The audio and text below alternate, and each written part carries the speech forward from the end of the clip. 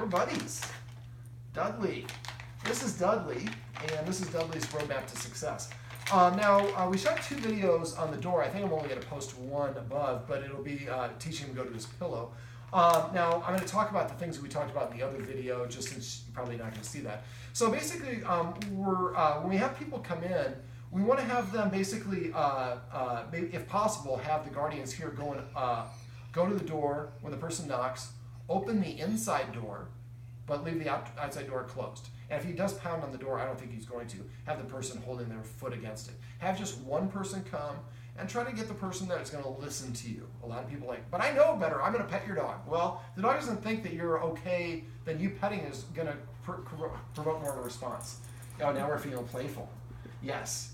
That's probably not the video that we want to have right now. So I'm just gonna, I don't want to engage with this, so I'm just going to hold still. I become uninteresting. This is what I call light switch off. And you see, he just went and looked for something else. So when you have them come to the door, now this will be after you practice some of these other things that we've gone over off camera in the session, he should be less reactive to the door. So when they come to the door, the inside, you open the inside door and the outside, and then you go and sit down and like literally turn TV and ignore the person. And you're gonna let the person who maybe can watch this video and figure out how to do this stuff so that you can get the instructions here. So you're like, if you're casual, well, maybe I should be casual too as a dog. I'm gonna follow your lead, especially of all the other things we went over off camera. So they're just gonna wait. His energy gonna be up here, wait for his energy to kind of subside. When it does, open the door and just toss a treat in, and then turn to the side, and maybe you put, if you want to be a good hostess, maybe you put like a lemonade out there or a chair, so they sit down. So you want to make this elongated entry. So it's instead of them just knock at the door and then they suddenly invade, I'm watching them, and then he drops a treat, and he sits down, he drinks some lemonade, he looks at his phone, we wait for the dog to settle, then we open the door, throw another one in, and do that about 2 or 3 times, or more if necessary, but wait for him to settle down before we open the door and throw in the treats. And we're not telling him to sit or stop barking or anything. He's got to figure these things out on his own. What I like to do is, instead of micromanage the dog, create a scenario where the dog can learn on his own. So once the dog's settled and he throws a couple treats, then I'm going to open the door just this much. Not enough to stick my whole knee through, because he can potentially bite it. I don't think he's going to, but just to make sure everybody stays safe. So yeah, you should put your knee up against the door. And he's going to hopefully be confident enough at this point to come up and sniff them. If he doesn't, they can come inside. When they come inside, they want to turn themselves sideways to him, and if possible, lower themselves. So maybe you have a little stool or chair over there so they can sit down, and then they can toss treats towards him, preferably not with him barking. And at first I'm going to toss a treat, maybe the person's 10 feet away, I'm going to toss a treat 5 feet, so halfway distance. If he won't come and take it, then throw it to 6, 7, 8. Keep throwing it until he'll actually come and take the treat. Then each time we want to try to drop the treat a little bit more proximate to the guest is dropping it more proximate to themselves. So the idea is we're going to let the dog come and get the treat and walk away. Get the treat and walk away. And after they do that for like maybe 5 or 10 treats, and the dog is a little bit more settled down, the person's going to get up and walk kind of like you're underwater. So don't have a lot of big movements, like you're trying to move your hand underwater. And that'll help the dog feel a little bit more relaxed. That person should have about 5 treats, and as they walk in, once they get on the carpet, have them drop a treat as they take a step, take 2 steps, drop a treat, do that, and then sit down on the couch or one of these chairs in the living room.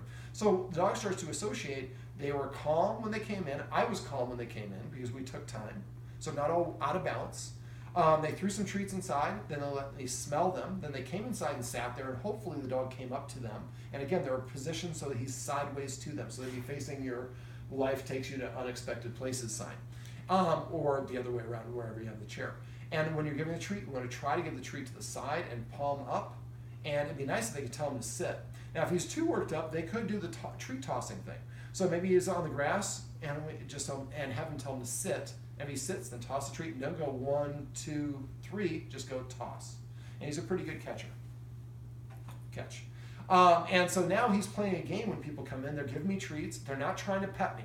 If you have a dog that's fearful of you, one of the worst things you can do is try to pet them, because they haven't made their mind up on you. And if you pet them, that's going to help them push to the other direction. You can earn trust with the dog by respecting the dog. So if I reach for the dog and he turns his head to the side, it's his way of saying, I don't want you to pet me. Most of us pet anyways. Well, respect what the dog's telling you. So pull your hand back, maybe grab a treat, and then offer it and let him lick your hand off eventually over a couple of times. But trying to pet him is something we should wait for the dog to come and sit down next to you on his own without any being called and just being comfortable. And the indicators are he's going to come and sit pretty close proximity to you. That one's empty, buddy. And sitting is a good indication of being relaxed. Laying down is even more of or sitting in side saddle. So if the guests do this in a measured way, they'll feel more relaxed. Now the other thing is the guest is not going to knock at the door. They're going to text when they get here.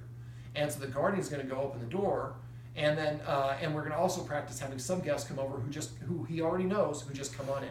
They don't even knock, they just open the door and let themselves in. At the same time we're doing this, I like the guardians for the next week, 10 times a day or more, when he's just chilling, just go ahead and knock now. Before he was barking like crazy and getting up and charging the door. So if we do this, and sometimes we're knocking the kitchen, on the back door, different doors, after a while he starts to associate the knock. Doesn't always mean that somebody's coming in the door. So I do the same thing if people say, should we take the dog for a walk, and the dog goes crazy? I'd say walk 100 times a day and desensitize them from that. Now he is a little bit, he didn't get socialized very well when he was a puppy. And this is one of the better reasons why in Nebraska you'd like to ideally get a puppy in the spring. They got most of his puppyhood was during the winter, so he didn't get a lot of experience around meeting people, which is part of the reason why he's like this. So one of the good things the guardian want him to do is get comfortable with people approaching him. So what they can do is he tosses pretty good like we talked about. Go to like a farmer's market or event like that, have one of you with the dog, and you can use a leash and tether it around the tree like I showed you off camera, and then basically have somebody else as your roper. Hey, do you like dogs? You know, we got a fearful dog, and we're trying to get people to throw treats at him. You think you'd throw a couple treats for my dog? Sure. And it's a German Shepherd? Yeah, that's all right, but he's tethered to the tree. He can't go past that line. If you just stand at this line right there and just toss him 5 treats, and toss, 5 or whatever, and then have him turn and walk away. So they're not petting the dog. They're not getting close to him. And what you should see is, and if possible, ask them to tell him to sit if he's not sitting. If he's barking, then have the person further and further away, or have them just skip it. Some people might have dreadlocks or a mask or a hat or something he's not prepared for. Have him bring a notebook and write down if there's anybody that he doesn't want to take treats from. What are they wearing? Their age, their sex, their race. You might find a trend that he doesn't like. Really tall women with a blowy skirt. Well, then we can help him practice the blowy skirt, kind of like the other things I talked about off camera. And eventually, you should be able to get the people a little bit closer, and eventually they can actually let him lift the treat off his hand. But again, if he's breathing heavy, if the corner of his mouth are back, he's licking his lips, or he's yawning, those are all signs of stress. If you see his hackles up, his tail's up, and he's stiff, those are all signs that he's not ready to do this. We want to only do this when he feels nice and calm and confident. We always want to put the dog in a position to succeed. Now, off camera, I went over a number of things, rules and structure. I went over a number of rules for the guardians to enforce, how to enforce them using the escalating consequences. But the more they consistently enforce those, the better at it, the more relaxed he's going to get, because he's going to see the humans acting like leaders. I also went over my petting with a purpose and passive training philosophy. Petting with a purpose is if the dog demands attention, or I want to pet the dog, I tell it to do something first. Pet it under his chin, say just the command word, not other words as well.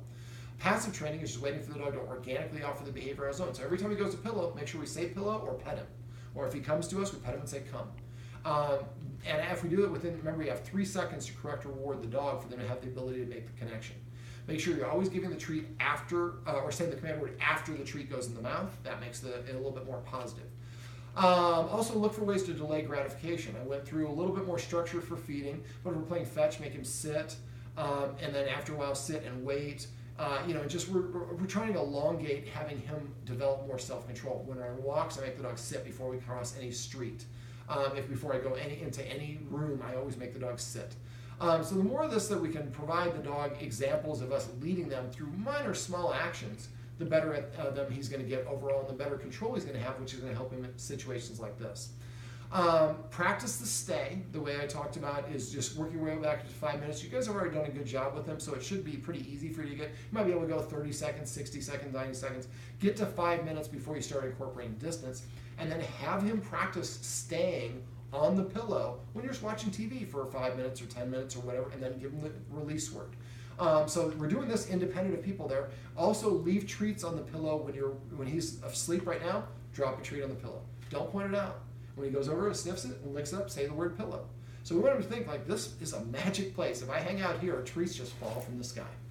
Let me see. We can set him up for success by increasing his exercise before a guest comes over, or doing the scent games or whatever it is.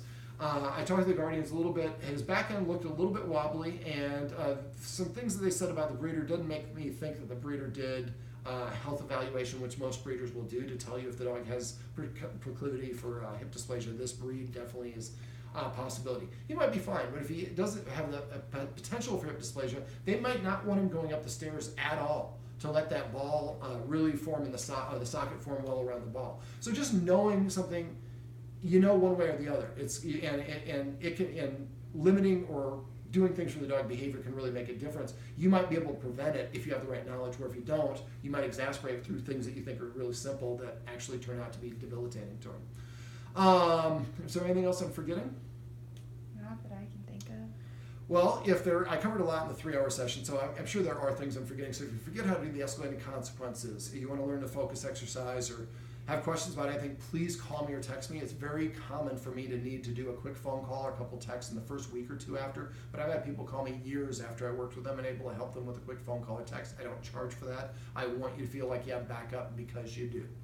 But really, it's just going to be a practice of breaking these down in individual steps, helping him build up his skill set and his confidence. So try to look, like I talked about earlier, how can I recreate the situation where he doesn't do well in, and peel back all the elements and then break it down individual steps and provide a lot of positive reinforcement so he looks forward to that activity as opposed to being fearful. Make sure we don't pet him when he's fearful or anxious, because those are things that are going to exasperate it. And I do remember one other thing. When you come home, if he's excited, we have a garage door with 2 doors that come in the house, a screen door and a regular door. So when you open, so go to the screen door, open, jiggle it, and then sit there and wait. He might hear him whimpering. Wait a second or two, and then jiggle it. Maybe 10 or 15 seconds, jiggle it, and then chaotically. So sometimes you wait 10 seconds, sometimes 30 seconds. Sometimes you just do that, and then you straighten up stuff in your garage a little bit. And he's like, "Are you coming through or what, man?" And then by the time you come through, he's relaxed. And when you do come in, if he tries to jump up or he gets excited, step right outside the door immediately and wait for him to settle down. So try to set this up maybe at times when the best thing to do is to create scenarios where you're not doing this in a rush. If you're coming home and you got to change and then go to coach a team, now you're rushing and you don't have the ability to do this. So try to come home 15 minutes early so you have time to spend 5 minutes. Otherwise, you get frustrated about it. All right, well, this is Dudley. Come here, buddy. Want more treats? Come here, buddy. You gotta come over here and get it. Always try to get him to come to you as well. Don't go to him. It's kind of a leader quality is to have people come to you versus the other way around. Sit. This is Dudley, and this is Dudley's roadmap to success. Remember, everything you do trains your dog. Only sometimes you mean it.